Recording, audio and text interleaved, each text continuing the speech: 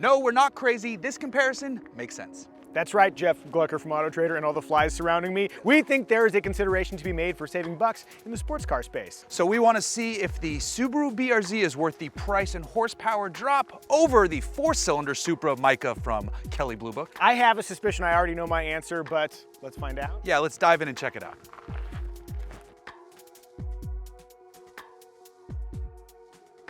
Okay, let's talk looks first. Subaru did a good job with this restyled BRZ. The face is nicely updated, sits a little bit lower. It's a smartly styled sports coupe. Yes, as for the Supra, it's been on the market for a few years now and I've grown accustomed to its look, but I'm still not enamored with it. I think I could do with about 40% less cut lines, vents, and swooshes. Moving inside the Supra, there's an appropriately sporting vibe, though it's also elevated a little bit. There's enough nice little details to make it feel better than the normal boy racer. Though I will mention, the entry into this thing sucks. I keep hitting my head, and I'm not that tall. I'm so average. Yeah, inside the BRZ, Subaru did a good job of updating this for the second-gen car. The screen looks great, CarPlay looks great on the screen. The seats and pedal placement are really nice for the active driving, but you can feel the price difference here versus the Supra. The good news under the hood is that the power plant has been upgraded. The old 2-liter is gone in favor of a 2.4-liter flat 4. Now we've got 228 horsepower and 184 pound-feet of torque, and the old torque well is gone. And even better, you can get this with a 6-speed automatic or 6-speed stick. I'm imagining what the engine looks like underneath that hood. Flat. Meanwhile, on the Supra, you also have a 4-cylinder engine, but it's a 2-liter and it's turbocharged. Output is 255 horsepower, 295 pound-feet of torque. This comes with an automatic transmission, but there is a manual coming, which is kind of cool. But the BRZ does have a slight weight advantage, as that thing's a bit over 2,800 pounds and this one is a bit over 3,100 pounds. Still, the Supra has an acceleration advantage. It'll hit 60 in under 5 seconds, while the BRZ takes about 5.5. So Micah, I know the Supra is getting a manual, but it doesn't have one yet. And the BRZ does, and that's a very good thing. Because you can do stuff like that. And that means being an idiot. And the the BRZ lends itself to shenanigans, and I want shenanigans in a sports car. I want to remind you, technically, I am your boss, but not today. I'm putting on the Auto Trader hat. And yeah, that is the kind of fun you can have with a manual transmission. Though I will say that after you reach a certain point in life, I don't know if the manual is required for a good time. True. But it certainly doesn't hurt. Absolutely true, and the automatic in the Supra is fine, which we'll get to when you're behind the wheel of this one. But I'm happy to report that Subaru fixed all of the complaints about the last BRZ.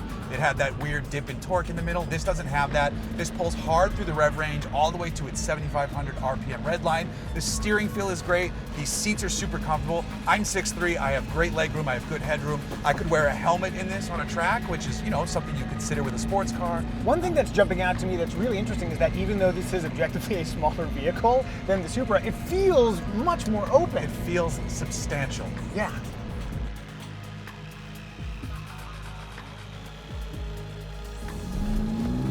So how's this thing pull for you?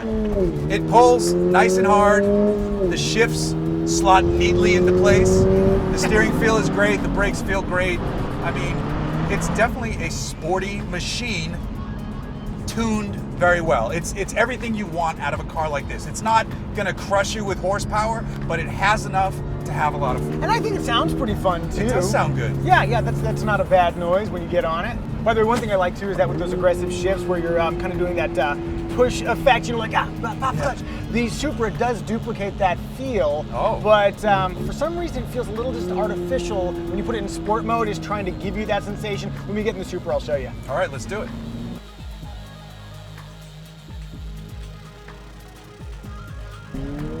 Yeah, okay. Honestly, I know it is a quicker vehicle, but it doesn't really feel quicker. Maybe it's because of the noise, but I'm not getting quite that same sensation of acceleration. Oh, I was gonna show you something though when we start driving. Okay, let me put this in sport mode. I'm gonna come to a stop and then just feel the shift between first and second gear. Ready? Oh yeah. It's like they're going for a little bit of that, like, let's give them the sensation that they're doing something sporty right now. Right. And you get that. One thing I really do like though about sport mode is that the steering doesn't get needlessly heavy. Sometimes with sport mode, you get that kind of like, oh yeah, you want to be sporty? Right. Work them guns! It's too much, yeah. And yeah, this is actually really nicely weighted. I appreciate that. I appreciate totally. that. And the cabin feels more substantial. Oh my gosh. This is where the money went. Yeah, you touch around and there's none of that kind of hard plastic. You know, you tap over here and the BRZ feels hollow. This feels premium. One complaint though, inboard here, this armrest zone is technically padded, but the padding is so hard as to essentially feel unpadded. One thing I do like though, this might be controversial, but the sight picture, I'm kind of into it. It's kind of like looking out of like a stormtrooper helmet with that narrow vision. You see the nose extending ahead, and then in the mirrors, you get the voluptuous corners. Right, I gotta lower my seat, because my seat I think was too high for that initially, and I can appreciate it more, because I was here a second ago, and I hate looking down on stuff. In a sports car, I want to be looking out.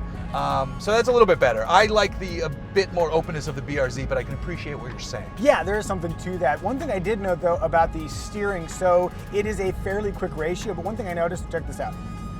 We're still turning to the right. Yeah, it holds it. Yeah, it'll hold that turn, and what I'd love is a little bit more pull to on center. And I noticed that we're driving fairly slow right now, but even at higher speeds, it'll just kind of hold that angle. I wish it went back to a little bit more of a positive center feel. That's just gonna be a weird electronic power steering thing, I'm assuming. Yeah, there's really not a lot of, I don't want to be the guy that's like, I'm not getting anything to the steering wheel. Right. But you know.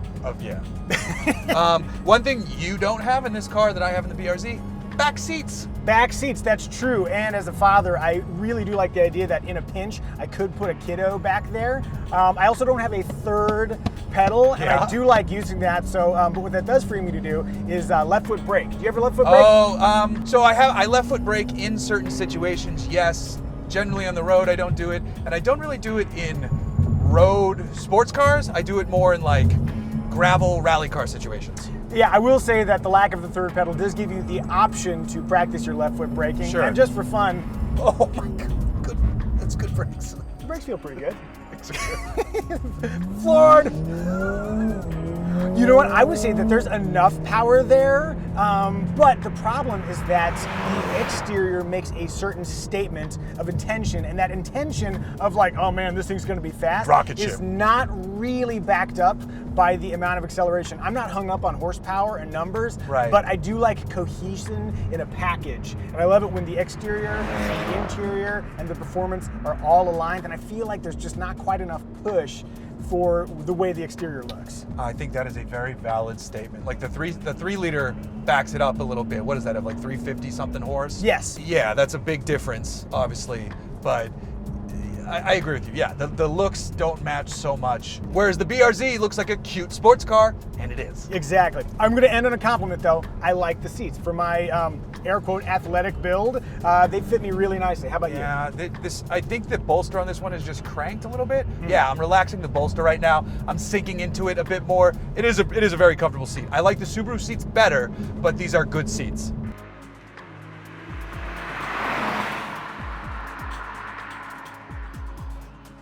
So price, we all know that the Supra is more expensive, but how much more? The base price for the 4-cylinder Supra, right about $44,000, just shy of that. The base price of the Subaru BRZ is $31,455, and this one, as tested, is $31,455, which is a lot of money in terms of a price gap for a very small performance gap. And a nicer interior though on the Supra. Yeah, I agree, but I will say that Subaru did a really good job updating the interior for the second-gen BRZ. So it's your money, which one you taking home? I actually really do enjoy driving the Supra, but I'm also old and I've worn out the pleasure centers that come from having a slight horsepower advantage versus another driver. For me, my goal is always driving fun, and the BRZ hits the mark while saving precious funds for helicopter and home repairs. Yeah, I'm going BRZ as well. I think the money you're gonna save and the price difference you could put into track upgrades and bring this thing to its full potential and then have an awesome machine. Plus, I think it looks better too.